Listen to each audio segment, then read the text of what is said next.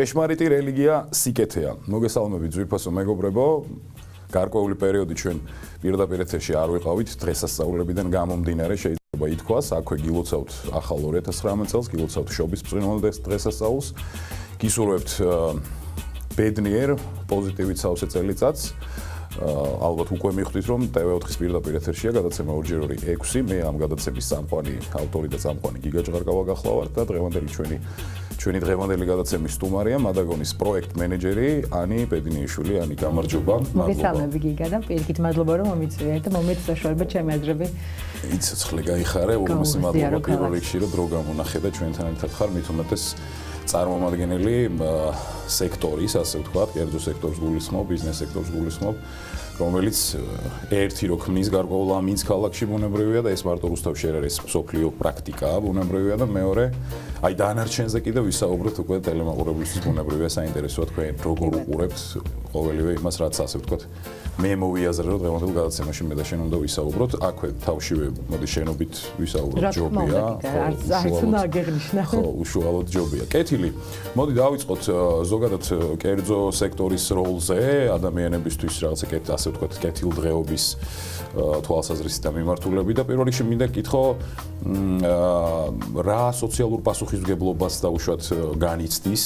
ასე ვთქვათ კერძო სექტორი ამ შემთხვევაში მადაგონზე მაქვს ბუნებრივია კონკრეტულად საუბარი და რაღაცნაირად მინდა რომ შენი თქვენი ხედვა თქვენს ხედვაზე ვისაუბროთ ასე ვთქვათ სოციალური მიმართულებით რა სიკეთე შეიძლება გასცეს დაუშვათ ბიზნეს სექტორმა გარდა იმისა რომ რაღაცა გარკვეული ცხადია ფინანსური თუ ასე შემდეგ დივიდენდები მიიღოს. მოკლედ სოციალური პასუხისმგებლობა კერძო სექტორის მხრიდან ასე ვთქვათ ამ შემთხვევაში ჩვენს ქალაქში. შენ თავიდან დაიწყე რომ მადაგონი წარმოადგენს ძალიან კარგად არის წარმოდგენილი ასე ვთქვათ ამ კერძო სექტორში რაღაც დიდი ადგილი უჭირავს და შესაბამისად ძალიან დიდ პასუხისმგებლობას გრძნობს. რამდენად ვახერხებთ ამას ეს უკვე ხალხის გადასაწყვეტია, მაგრამ ჩვენ ძალიან ვცდილობთ რომ დავინახოთ რა აკლია ქალაქს და განვითარდეთ იმ კუთხით. ძალიან მნიშვნელოვანია და მართლა ძალიან გვინდა ეს ბოლო წლებია რაღაც ძალიან მაღალი სისწრაფით ვითარდებით. ეს ძალიან გვიამაყება ალბათ სწორად გვეგმავთ ჩვენს გეგმებს და დიდი იმედი მაქვს რომ საზოგადოება სადაც ჩვენ ვცხოვრობთ ასევე განვითარდება ჩვენთან ერთად. ვცდილობთ რომ ჩვენი ბიზნესი ახალ ბიზნესებს ვამატებთ სახეობებს. ეს კარგი იდეა არის ბიზნესისთვის რომ ბევრი სხვადასხვა მიმართულებით გავიდეს, იმიტომ რომ გამოცდილება ერთი კუთხით გიგროვდება და სადაც გამოცდილება გიგროვდება. მაგრამ აი ზუსტად ვცდილობთ რომ დავინახოთ ის ნაკლოვანებები რაც ქალაქს აკლია და ასე ვთქვათ ამოვავსოთ. იმიტომ რომ ჩვენ რუსთაველებმა თუ არ მივხედეთ ჩვენ ქალაქს სხვა ნამდვილად არ მიხედავს ყოველ შემთხვევაში ჩვენი რეალობა ეხლა ესე არის და მადაგონი მაქსიმალურად ცდილობს რომ ბევრი ადამიანი დაასაქმოს რაც ძალიან დიდ პრობლემას წარმოაქვს არა მარტო რუსთავში არამედ საქართველოში და ასევე ის პატარა გასართობი ცენტრი გავხსენეთ ახლა რა ის პატარა ნაკლოვანებები რაც ჭირდება ქალაქს განვითარებისთვის ამოავსოს და ამით ქალაქმაც იხეიროს და ჩვენც ვიხეიროთ რომ მომავალში კიდე უფრო და უფრო შევძლოთ განვითარება და ესეთი პატარა ჩავარდნების ბეროების ამოვსება. ძალიან კარგი და აბსოლუტურად სწორად გაიგე, ასე ვთქვათ, ჩემი პასაჟი მინდოდა ასე ვთქვათ წავსულიყავი და ნამდვილად ძალიან მნიშვნელოვანია ის რომ ამ შემთხვევაში მე როგორც თვითმმართველობის წარმომადგენელი ასეც ვიტყვი, ასე ვთქვათ, ამ კუთხიდანაც შევხედავ და შევეცდები ტელემაყურებელმაც ასე შეხედოს, რომ ძალიან მნიშვნელოვანია, ასე ვთქვათ, თანამშრომლობა, მეგობრობა, სიტყვის საქმიანი და პრაგმატული გაგებით თვითმმართველობასა და კერძო სექტორს შორის, ზოგადად მთავრობებსა და ბიზნეს სექტორს შორის, იმდენად რამდენადაც, ხო, ესეც ძალიან ისეთი მოქნილი პრაქტიკაა და ძალიან სწორი მიდგომაა ევროპის ძალიან ბევრ ქვეყანაში და არა მხოლოდ ევროპის ქვეყნებში, სადაც სინქრონში, ასე ვთქვათ, ეს ორი მხარე, ორი სექტორი, სამოქალაქო სექტორისთვის ერთად ზრუნავს, ასე ვთქვათ და მე შემიძლია ვთქვა, რომ იმ, ასე ვთქვათ, რუსთავის სამწუხაროდ არ არის დიდი ბაზარი ბიზნეს თვალსაზრისით ბუნებრივია, თუმცა აი ის რაზეც ვისაუბრე, რომ აი პატარ-პატარა ასე ვთქვათ, რაღაცა ცარიელი შრეების ამოვსებას ხო ვცდილობთ, ეს თვალშისაცემიც არის და ძალიან მიხარია, რომ ეს ასეა და აქვე ადამიანური მადლობა, ხო მოქალაქეობრივი მადლობაც გიხდი თავისთავად ხადია. კეთილი. ბოლო პერიოდის იქ სადაც და იმ სფეროში სადაც ადამიანის ასე ვთქვათ თავის არჩევანის თავისუფლება გამოიხატება ხოლმე არჩევნებს გულისხმობ ბუნებრივია და უკანასკნელი არჩევნების საპრეზიდენტო არჩევნები ქონდა პერიპეტიებზე საუბარი ცხადი არ გვინდა, უბრალოდ როგორც ამ ასე ვთქვათ, როგორც ეძახიან სუსტის სქესის წარმომადგენელი ხარ შენს და მოკლედ საქართველოში ესეთ ძალიან ისეთ სპეციფიური მენტალიტეტის მქონე ერში ჩვენ სამშობლოში მოკლედ ქალი პრეზიდენტი ყავს. შენი გადმოსახედიდან როგორც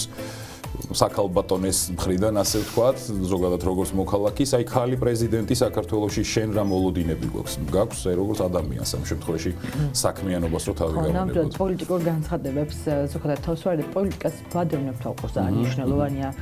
როგორ ვითარდება ჩვენი ქვეყნება, მაგრამ განცხადებებისგან ყოველთვის თავს ვიკავებ, იმიტომ რომ ძალიან გასჯის საგანი არის და მირჩევნია ნეიტრალურ პოზიციაზე დავრჩი ამ შემთხვევაში. ქალი პრეზიდენტი, ჯერ დავიწყოთ იქიდან, რომ ძალიან ცუდია რომ გვიკვირს ქალი პრეზიდენტი და საზოგადოება ცოტა გასაზრდელია ამ კუთხით, მაგრამ სწორედ იმიტომ რომ გვიკვირს, სწორედ იმიტომ რომ ქალი პრეზიდენტია, ისიც გრძნობს ალბათ ზეწოლას და დარწმუნებული ვარ მაქსიმუმს გააკეთოს, რომ თავი წარმოაჩინოს დადებითად. ამიტომ ჯერა რომ ჩვენი პრეზიდენტი გამორჩეული პრეზიდენტი იქნება და მაქსიმალურად შეეცდება ისეთ რაღაცები გააკეთოს, რაც დაამახსოვრებს ქართულ ხალხს თავს და ალბათ ძალიან დიდი იმედი მაქვს ესე იქნება და არ ვინანებთ ქართული ხალხი არჩევანს. კეთილი, სხვათა შორის მეც ჩემი მეგობრები ხშირად ხუმრობენ ხოლმე, რომ შენობუნებრივია ხა ეს დამოკიდებულება გექნება ქალი პრეზიდენტის მიმართ, ეუბნებიან ხოლმე იმდენად რამდენადაც ორი ქალიშვილის მამა ვარ და ხო რაღაცა ცხადია რომ ჩემი შეხედულებები მაქვს ამ ყველაფერზე. თუმცა უბრალოდ რეჟიმესავით, ამ თემის რეჟიმესავით მინდა თქვა შენს პასუხს დავამატო, რომ მეც სხვათა შორის რაღაც ისეთი დადებითი მოლოდინები მაქვს რა, იმდენად რამდენადაც ხო მით უმეტეს ინსტიტუციურად პრეზიდენტის ინსტიტუტი უკვე ანუ საკონსტიტუციო თვალსაზრისით ისეთი ბერკეტების მატარებელი აღარ არის და უშუალოდ როგორც აქამდე და ასე შემდეგ რაღაც ეს არ ნიშნავს რომ სუბუქია, თუმცა ის მთავარი ვალდებულებები რაც პრეზიდენტს უნდა კონდეს და მით უმეტეს იმ გაგებით რომ ის ქალბატონი პრეზიდენტი ყავს, მეც ან ისეთი დადებითი მოლოდინები მაქვს და მიხარია რომ შენს ესე უყურებს საზოგადოებრივად. კეთილი ჩემთვის პირადად მე ზუსტად ვიცი რომ ასე ხარ შენს თქვენი საქმიანობაც მთლიანობაში თავისთავში ძალიან ბევრი ისეთ აქტივობას აქამდეც ყოფილა და ჩვენ მქონია საქმიანი შეხებაც ერთმანეთთან მოიცავს იმ სფეროს რომელიც ძალიან მნიშვნელოვანი არის ძალიან ისეთი ასე ვთქვათ რიგ შემთხვევაში მტკივნეულიც კი ახალგაზრდებს გულისხმობ ზოგადად მომავალთაობას გულისხმობ ეს არ ნიშნავს რომ ჩვენ ძველგაზრდები ვართ ამას კი ბატონო ანუ ზოგადად მინდა ანი კითხო რა იცი ცოტა შეიძლება ცუდად ჟღერდეს კითხვას ფორმულირება როგორც ასეთი რა უნდათ ახალგაზრდებს სინამდვილეში იცი რატო ვამბობ ამას ზოგადად ძალიან ისეთი თაობა ვართ მით უმეტეს ჩვენს ქვედა ასაკი კიდე ისეთია ძალიან მოთხოვნების რაღაც აუარეს სხვა აქვს ყველაფერი ესე უნდა ყოველდღიურად ძალიან ისეთი დინამიკაა თან სწრაფად ცვალებადი ასე ვთქვათ ეს გამოიწვია ამ საუკუნემაც ტექნოლოგიებმაც და ასე საინფორმაციო წყაროებმა და ასე შემდეგ შენი აზრით დიდი ანგარიშით ახალგაზრდებს სინამდვილეში რა უფრო სწორად რა ჭირდებათ და დაუშვათ რა შეგვიძლია როგორც დაუშვათ კერძო სექტორმა ამ შემთხვევაში რომელსაც შენ წარმოადგენ ისე დაუშვათ სამთავრობო სექტორმა მედიამ მათ შორის და ასე შემდეგ რა შეიძლება რომ გავაკეთოთ მათი საჭიროებებიდან გამომდინარე თუმცა დავიწყოთ იმით მათ რა ჭირდებათ სინამდვილეში ახალგაზრდებს ძალიან გართობა და ბევრი ფული ჭირდებათ. ესე რომ ვთქვათ მოკლედ, მაგრამ სინამდვილეში ადამიანი როცა აი ახალგაზრდა როცა ხარ და რაღაცა მოთხოვნები გაქვს აუცილებლად უნდა გქონდეს იმის შეგრძნება რომ ხარ დამოუკიდებელი. თუ დამოუკიდებლების შეგრძნება არ აქვს და ვიღაცაზე ხარ დამოუკიდებელი აზრი ვიღაცას უნდა გაუზია რომ შენი განვითარება და რაღაც ახლის შექმნა ცოტა ფერ ხდება. ამიტომ უნდა გქონდეს ცოტა შენი შემოსავალი უნდა გქონდეს, სამსახურიც უნდა გქონდეს რამენერად სამწუხაროდ ეს დასაქმების პრობლემა ძალიან ცუდად გვაქვს საქართველოში და ახალგაზრდობიდანვე არ ვერ საქმდებიან ხან პრაქტიკას მოითხოვენ რაღაცა ძალიან პრობლემური საკითხია, მაგრამ დამოუკიდებლობა ჭირდებათ ხალხს, თვით რეალიზაცია ჭირდებათ, საკუთარი თავის უფრო დიდი იმედი ჭირდებათ და უცბად უნდა გქონდეთ საქმე. ახალგაზრდობაში როცა ახალგაზრდა ხარ, არ იცი უფრო კარგად რა გინდა და კარგი იქნება თუ ბევრ სხვადასხვა რაღაც ვარიანტებს ინჯავენ, იპოვიან თავის თავს და მე ძიების პროცესში კი ბატონო, ძიების და იპოვიან თავის თავს და მე მთელი ენთუზიაზმით შეუდგებიან, მაგრამ თუ ენთუზიაზმი არ გექნება თუ ეს თანხობრივად არ დაგიბრუნდა უკან. მოტივაცია არის ძირითადად თანხა, იმიტომ რომ თანხა გაძლევს საშუალებას, რომ უფრო მეტი რაღაც გააკეთო და უფრო მეტი რაღაც ნახო თვალსაჩინო უნდა გაშალო რეალისტი პრინციპში კარგად თქვი რეალისტი კი აი ფიქრობ რომ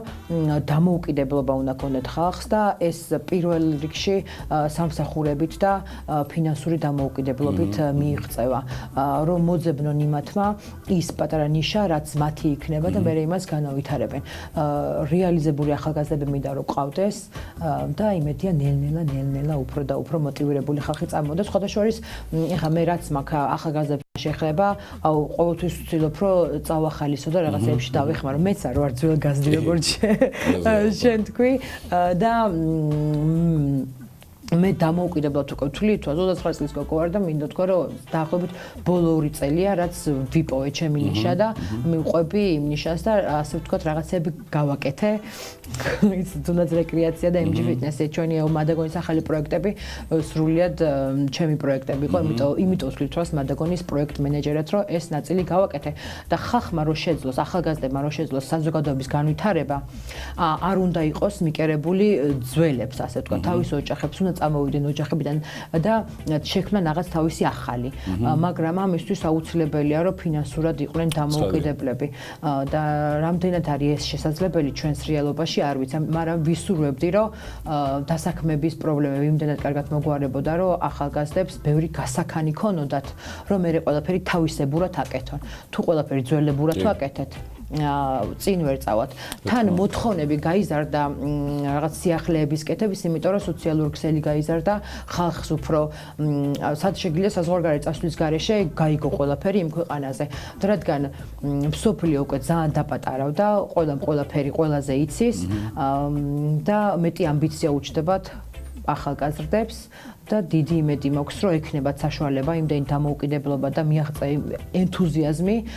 რომ რაც უნდათ მიაღწიონ და სინამდვილეში ყველას აბსოლუტურად ახალგაზრდა იქნება თუ ეს შუახნის თუ ძველგაზრდი ყველას ჭირდება რომ იყოს რეალიზებული როგორც სამსახურში ასევე მეგობრებში აბსოლუტურად ყველგან. კი მართალი ხარ გეთანხმები ბოლომდე ადამიანისთვის ერთ-ერთ ყველაზე ისეთ მნიშვნელოვან საკითხს წარმოადგენს რომ რეალიზებული იყოს ადამიანი და ეს პრინციპში ხა გავლილი მაქვს მეც კიდე უფრო დაბლა ასაკში გავლილი გაქვს შენს და სწორად აღნიშნე და ხო პრინციპში ერთადერთი რაც შეიძლება დავამატო მე ჩემი აზრით ეს ითქვა კიდეც შენი მხრიდან გაჟღერდა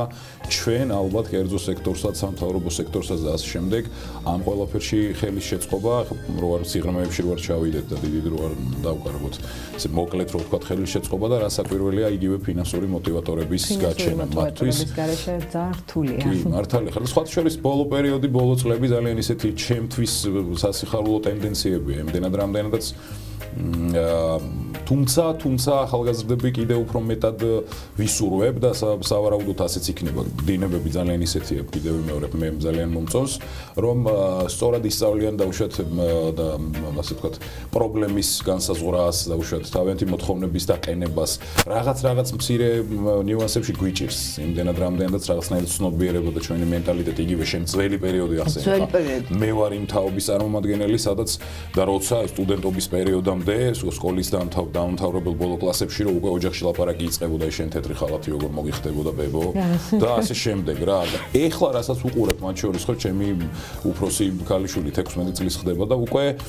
ისე ბევრად თავისუფლები არიან იმასთან შედარებით ვიდრე იყვნენ და ძალიან კარგია ეს და უნდა მისცე თავისუფლება ხო და ერთი ძალიან საინტერესო საგულისხმო რამ თქვი რომ სოფლიო დაპატარავდა დამტკილა საზღვრები აღარ არის სოციალური ქსელები, ტექნოლოგიები და ასე შემდეგ და ამ ყველაფერს ზემოდან დავუმატოთ ის რომ ამ შემთხვევაში საქართველოს გადასახედიდან რომ ეს ვიზა ლიბერალიზაციამ და თავისუფალმა მიმოსვლამ ევროპასთან მე ვფიქრობ რომ ძალიან ბევრი პოზიტიური დივიდენდი უნდა მოგვიტანოს როგორც ერთ და საზოგადოებას და ყველაზე მეტად ახალგაზრდებს იმდენად რამდენადაც ასე ვთქვათ უფრო ხელშესაღებად ნახონ უცხოეთის კულტურა, საქმიანობა, ნებისმიერი სექტორი და ასე შემდეგ პრაქტიკაში ნახონ თუ რა ხდება იქ და მე ბუნებრივია არათუ წინა წლებში და იმ ძალიან ცუდ პერიოდში საქართველოს ცუდ პერიოდში როგორც მაშინ ხდებოდა ტვინების გადინება ასე ვთქვათ პირიქით იქაური გამოცდილება აქეთ მოხმარდეს ამას და ცხადია რომ ჩვენი ასე ვთქვათ კომპეტენციების და საქმიანობის ფარგლებში ამას ხელი უნდა შეუწყოთ და მე ძალიან მიხარია რომ მოწოდებულები ამისკენ თქვენ ხართ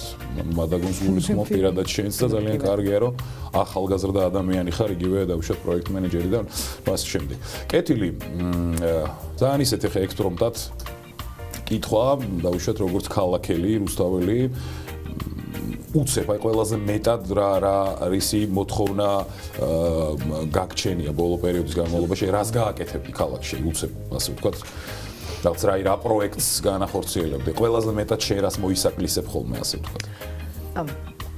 მე ხა ბოლოს რაღაც სოციალურ კვლევას ვატარებდი გასართობი ცენტრი რო გავხსენით მაშინ და ძალიან ბევრი ეთხოვდა კინოთეატრს და შეიძლება და ხა კინოთეატრი მეპასუხა, მაგრამ კინოთეატრზე მეტად ჭირდება რაღაც ისეთი რო შექმნას ქალაქმა, რაც შემოიყვანს რუსთავში, ასე ვთქვათ, ხალხს და სულ მინდოდა რომ ყოფილიყო რუსთავი სტუდენტური ქალაქი, ძალიან ბევრი უნივერსიტეტები თავის საცხოვრებლებით ქუთაისიდან და სხვადასხვა ქალაქებიდან თბილისის მაგვრად რუსთავში რო ჩამოიყო სტუდენტები. მამას ძალიან ბევრი თანხა დაჭირდება, არ ვიცი, მაგრამ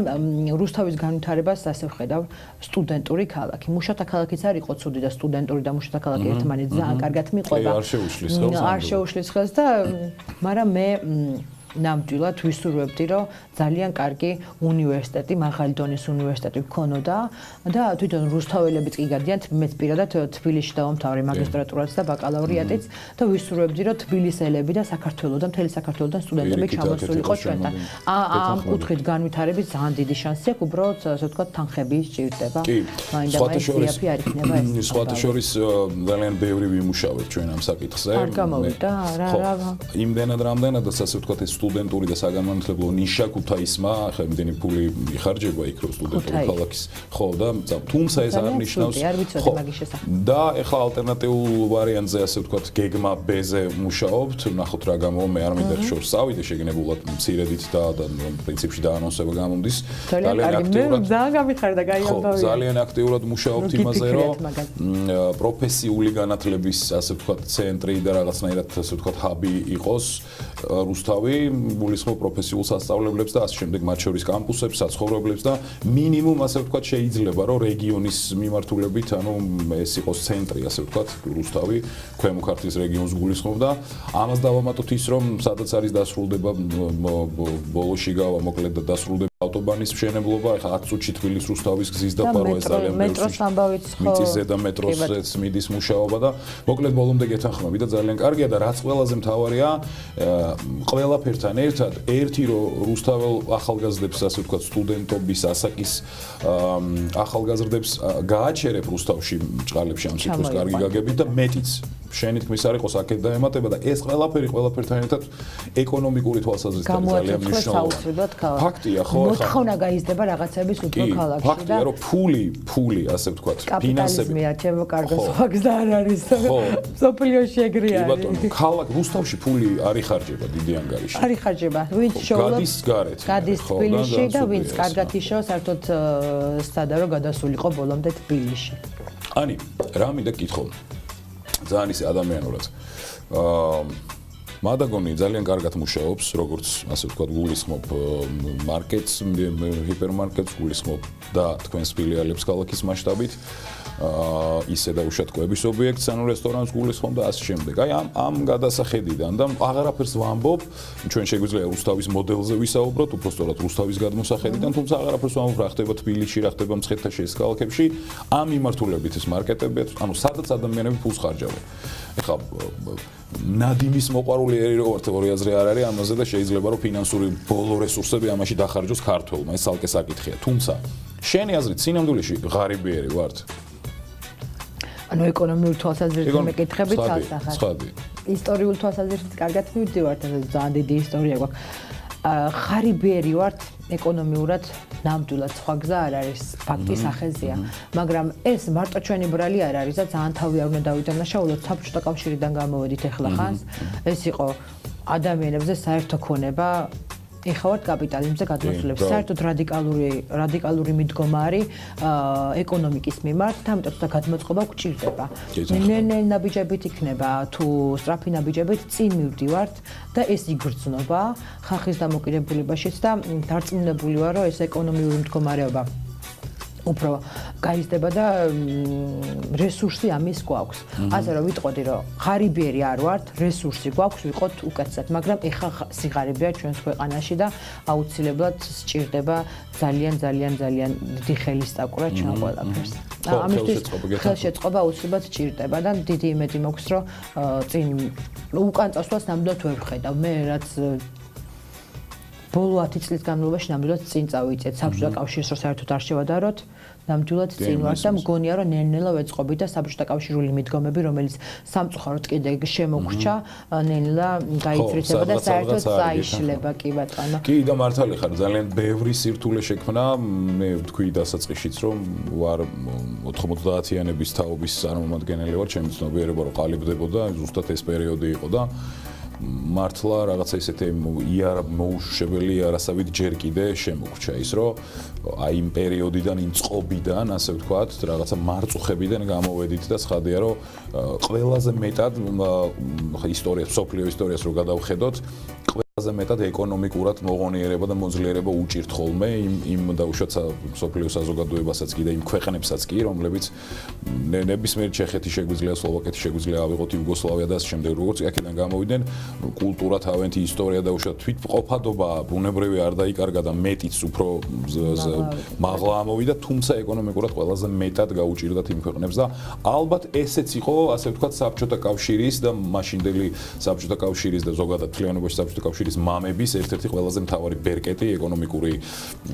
თვალსაზრისით დაჭერილი ყავდი რა. ერთი ცენტრი იყო, რომელიც ყველაფერს მართავდა, რაც გჭირდებოდა საბაზისად ყველაფერს გაძლევდა, შენი თავისუფალი შენ არ იყავი, მაგრამ რაც გჭირდებოდა ყველაფერი გქონდა. და იყო შენი თავისუფალი საერთოდ არ არის იოლი. იმიტომ რომ პასუხისმგებლობაც ეს არის, ყველაფერი შენ უნდა გადაწყვიტო, საკმაოდ დიდი ბრძოლა ჭირდება და ბრძოლები რომ რაღაცაში გაიმარჯვო და ბევრი რისკები და მგონია რომ უკვე გავიაზრეთ ეს საკითხი, რომ ჩვენ ვართ ჩვენი თავისუფლები, იქიდან არავინ არ მოგვაწვის ჩაის და არც ჩვენ გაკეთებულ ხორბალს არ წაიღებს ეგრევე მოკრებავთ. ჩვენთან უნდა ვეძებოთ გასაღების ადგილები და ჩვენთან უნდა შევქმნათ რაღაცა დოვლათი, რომ ჩვენ მე ამან მოგვიტანოს და ასე ვთქვათ სახელმწიფო მე მგონი რაღაცებს აკეთებს. რამდენად კარგად აკეთებს, რამდენად სულად აკეთებს, მაგას არ შევაფასებ, მაგრამ წინსვლა რო არის, ცალსახადარი და ჩვენ რო გვაქვს პოტენციალი, ეგეც ცალსახაა. კი, და პოტენციალი მეორედ მესამედ ახსენე უკვე და ნამდვილად ესე უნდა კი, გეთანხმები აბსოლუტურად, ხა შეიძლება რაღაცები ნოლიდან არის დასაწყები ასე ვთქვა, თუმცა ეს იმას არ ნიშნავს, რომ სადღაც ასე ვთქვა, ხო არ გქონდეს. კეთილი. ეხლა აი უცებ მე რო გაუკვირდები ხდები ორობას გაეღიმები ალბათ მე რო უცებ აი მილიონი ლარი მოგცე აი უცებ აქედან გადაცემი და როცა ხოლმე აი რას გააკეთებდი საინტერესოა მილიონი ლარი რომ მომცე აი უცებ დასახარჯად თან ახლა რა კარგად ვარ დავხარჯო დასახარჯი მილიონი ლარი აი უცებ ქუთაისს დავასწრებდი სტუდენტური ქალაქის აშენ მილიონი მაგაზე არ მეყოფა მაგრამ დავიწყებდი და იქნებ მე რო დავაინტერესდა ადამიანები მილიონი ლარის დახარჯვა ეხლა ხანს მილიარდ ნახევარი მოიგო ვიღაცამ და ამერიკაში და იმდენად დაბნეული აშკარად არ იცის. ხო, ნახე სოციალში ნახე. მე ძალიან გამეცინა, რა ვიცი, იმედია მშვიდობით არის იქ. არ ვიცი, მილიონი ლარი ესე ერთბაშად ხელში მომცე, ცოტა დიდი პასუხისმგებლობა არის, მაგრამ მართლა დავხარჯავდი იმ სტუდენტური ქალაქის აშენებაში. მართლა დიდე ქუთაისი ძალიან მეწყინა, რომ ქუთაისმა დაგვასწრო ეგ ამბავი. ხო, ნუ იმ ხელა ფინანსური რესურსი წავიდა იქ, რომ მოკლედ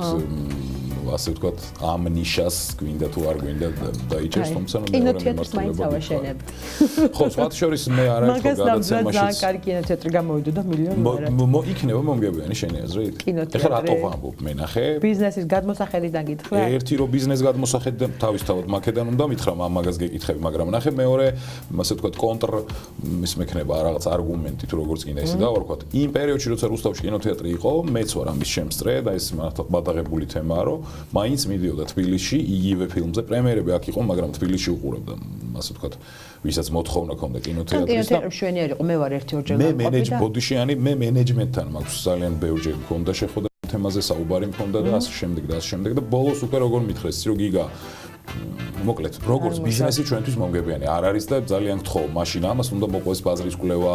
როგორც არის ზოგადად სოციოლოგიური კვლევა და ასე შემდეგ, თუმცა იმასაც შეიძლება ბოლომდე ვერ დავერყვნოთ. ეს იყო მათი მხრიდან პასუხი.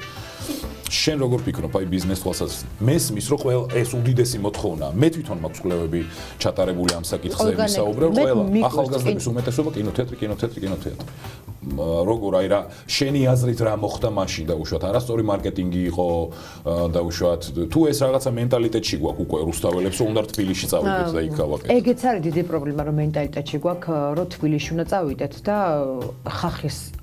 აქ მოყვანა ცოტა რთული არის მაგრამ კინოიმკეთებაში ნამყოფი ვარ მშვენიერი კინოთეატრი არ იყო, ცუდი კინოთეატრი ნამდვილად არ იყო, ფასებიც მშვენიერი იყო, მაგრამ მაინც იგრძნობოდა რომ ეს კინოთეატრი იყო მეორე ხარისხოვანი კინოთეატრი რუსთაველს. არავის არ უყვარს იყოს მეორე ხარისხოვანი, მით უმეტეს რუსთაველებს სულ ქონდა ის შეგრძნება რომ თბილისი უკეთესია, თბილისი კი ბატონო, მეორე ხარისხოვანების შეგრძნება როგორც კი მოისპობა, აქაც ამუშავდება ყველაფერი. არ მესმის ასე ძალიან კინოთეატრს რატომ მოითხოვენ? არ პრინციპში რატომაც არა ძალიან კარგი რომანტიკული ადგილი. რომანტიკული ადგილი, ყველაფერი იქ ხალიფდება დასაწყისში, შეგიძლია ისე ამოვნო, როცა არის ბევრი რა ელაპარაკო და ისე ამოვნო ადამიანთან გვერდზე ყოფნის, მაგრამ მაინც მეორე ხარისხოვანი იყო ის კინოთეატრი. იგრძნობოდა რომ ის კინოთეატრი არ იყო პირველ ხარისხოვანი თვითონ კომპანიისთვისაც და ეგეც რომ იგრძნო რუსთაველებმა ისევ გადაწყვიტეს რომ იქ სადაც პირველ ხარისხოვანი იქნება იქ წავიდა მაგრამ მინდა კიდე ერთი ის კითხვა პრემიერები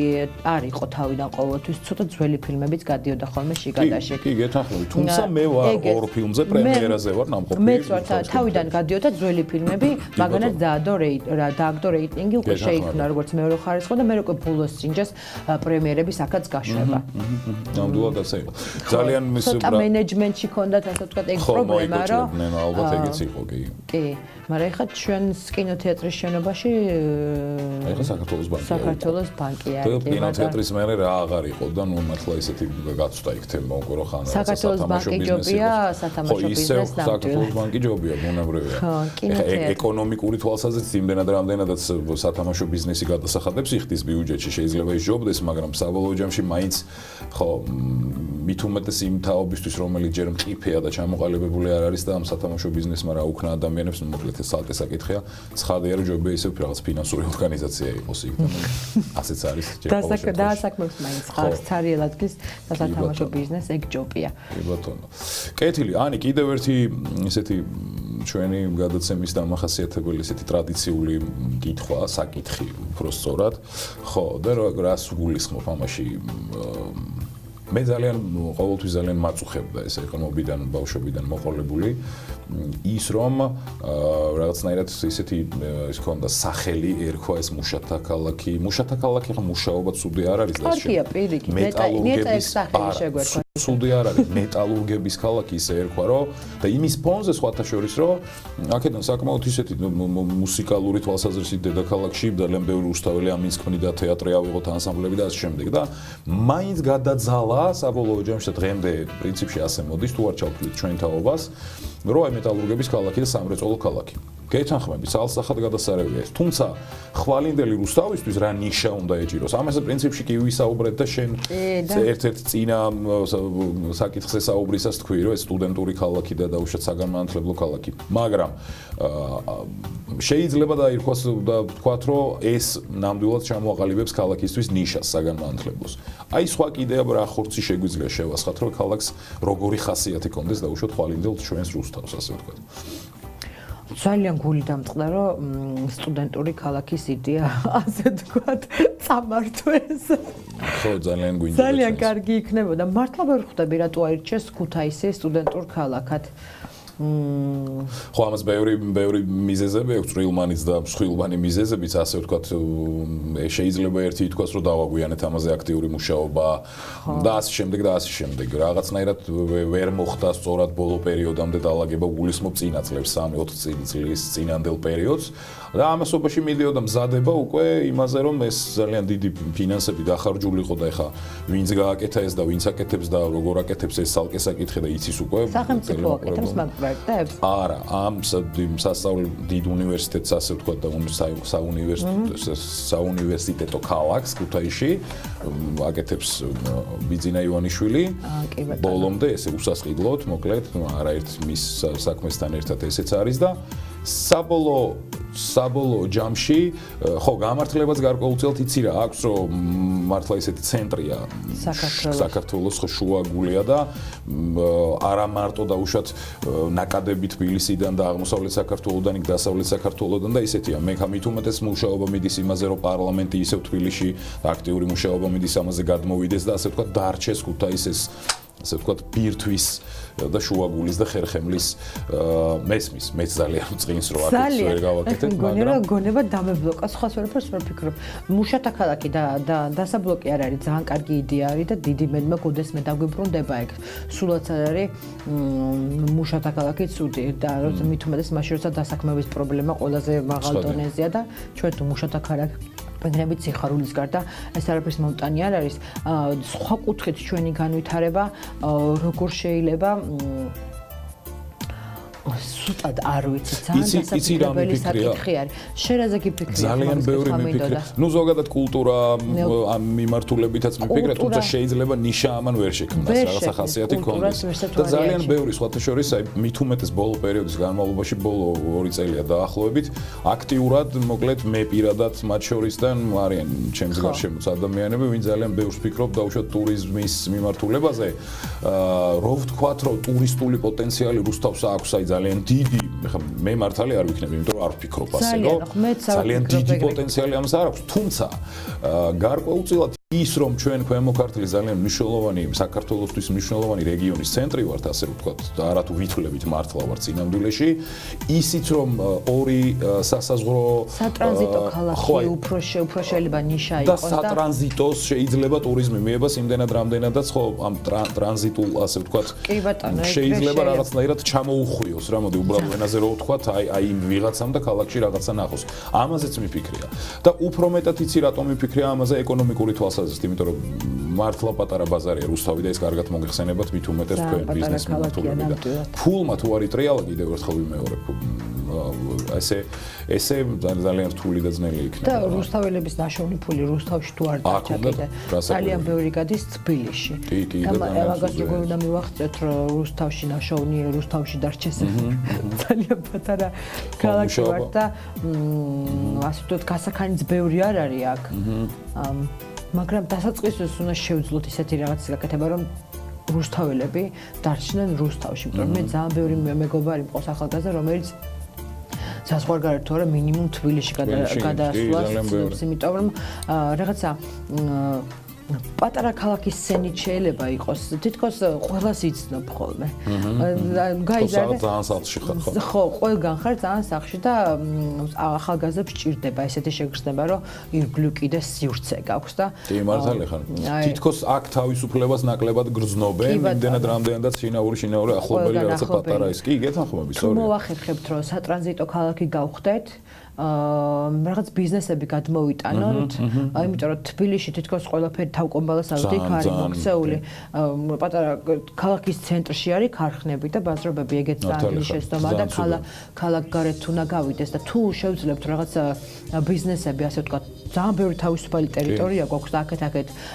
აშენდება, კარგი იქნება და ეს სხვათა შორის ეს ჩემი იდეა, ტრანზიტო იდეაც ტურისტულზე მეტად ისევ მუშათა ქალაქის ნაწილზე გადადის. აბსოლუტურად გეთანხმები გამოადგება მაგ თემას. თავში დაკავშირი ბევრჯერ ახსენეთ დღეს უარყოფით კონტექსტში, მაგრამ მე მგონი სწორად შეგვირჩიეს სახელი. განმავითაროთ ეგ კუთხე. მაშინ არა. კეთილი, არის კიდევ ერთი ტრადიციული კითხვა. მე ბავშვობიდან მოყოლებული ძალიან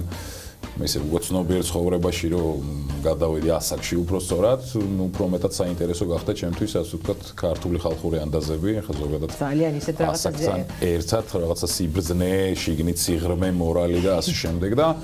იმდენი საოცარი ჩემთვის დღემდე, ბოლომდე ან ამოუცნობი და ამოუხსნელი ეს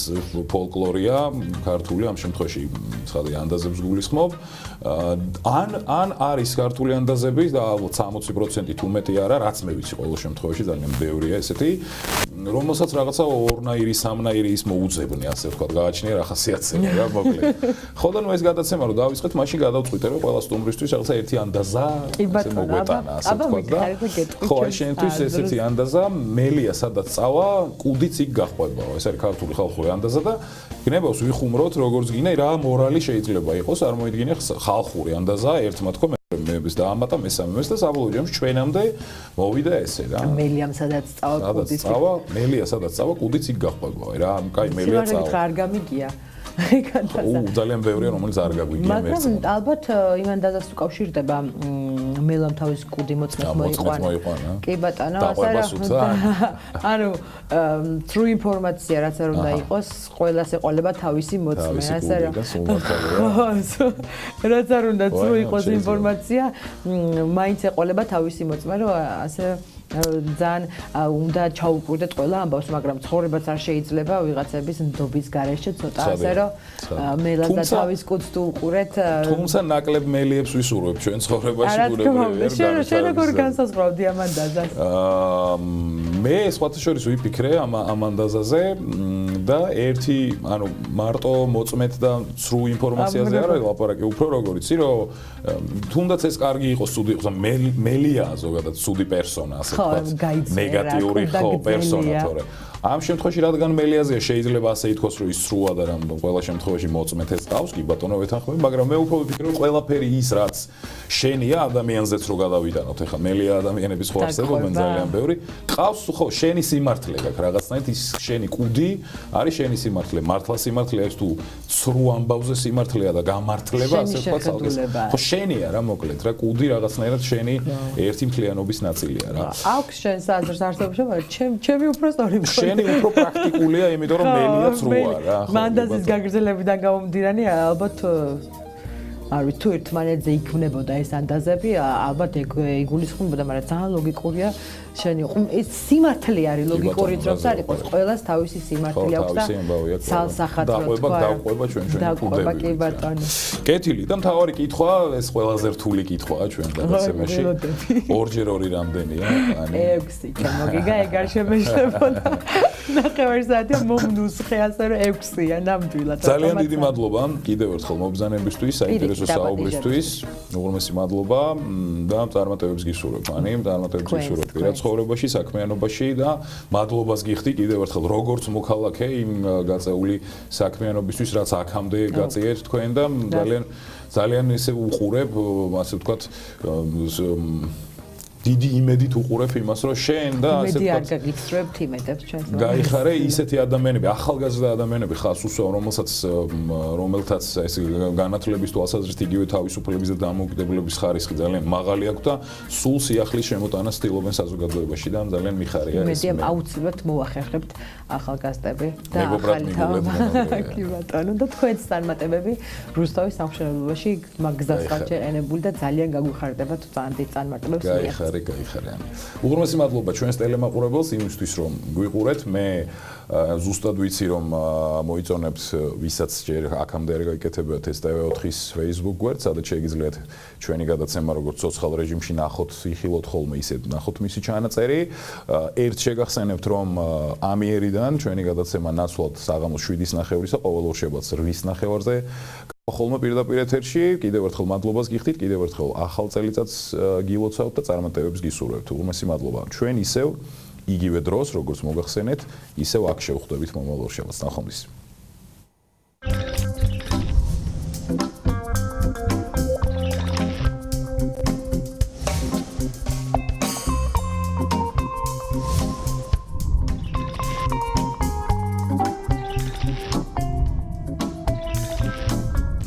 Orger ori